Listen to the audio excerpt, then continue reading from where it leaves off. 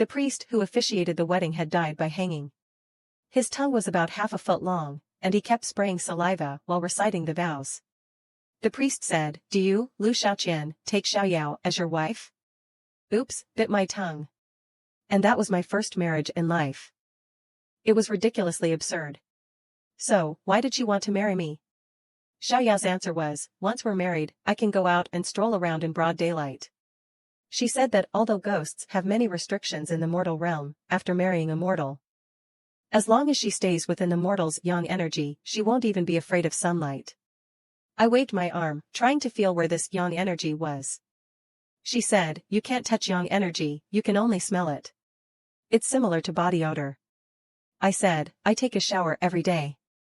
She replied, "There's always a little bit of it, otherwise, how would vampires find you from dozens of miles away?" I asked, "Vampires are part of the setting too?" She shook her head and said, "I'm just giving an example. Vampires and we are not part of the same system." After that, every day I, Liu Xiaoqian, brought the ghost to school.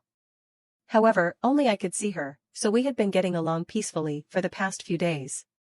Until I encountered Fang Jian, who was bullying me for the 27th time this semester. During lunchtime in the cafeteria, he poured cola into my fried rice and forced me to eat it. I said, "Jian, this is a new trick of yours after all. Can you give me a break?" Fang Jian replied, "2 minutes for you, you're welcome."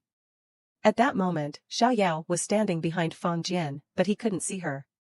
Xiaoyao was dumbfounded as Fang Jian poured cola into the fried rice. Xiaoyao said, "You're really going to eat that?" I said, "It shouldn't be too bad." Fang Jian chimed in, "Definitely not bad." Xiaoyao exclaimed, "Do you have any shame?" I said, "Fang Jian is a black belt in Taekwondo, and I value my life."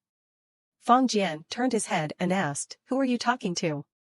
I said, "The ghost behind you." Fang Jian was taken aback and raised his hand, flipping the cola-infused rice onto my face.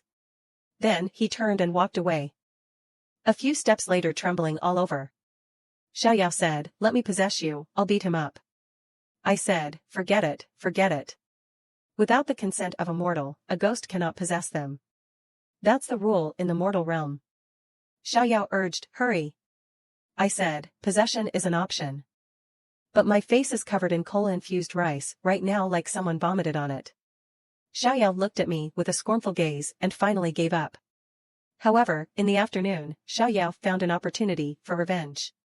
While playing basketball, she claimed that she was itching to show off her skills and forced me to let her possess me. The sensation was like applying cool oil to the top of your head and encountering a cool breeze. After a sudden jolt, all your senses remain intact, but your entire body is no longer under your control.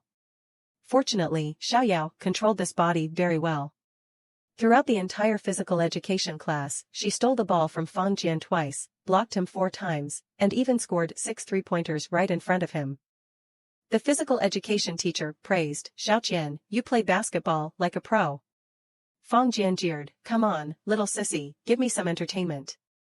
Xiaoyao, through my controlled body, raised a middle finger in response and said, "Can you handle a little sissy like me?"